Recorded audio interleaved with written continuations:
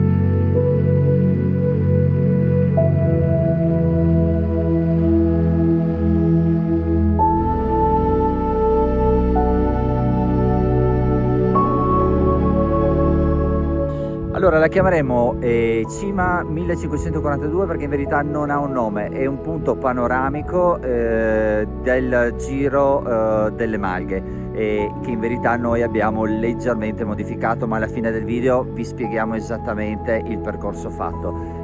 Questo qua è il sassolino che avevo portato sui laghi di Fusina, al quale gli avevo fatto le bellissime foto, poi me l'ero messo in tasca, me l'ero dimenticato e me lo sono riportato a casa, ma non fa niente, è l'età e lo lasciamo qua. Il gioco lo sapete, lo prendete e lo portate su un'altra vetta e via si parte. L'ho detto tante volte e non importa.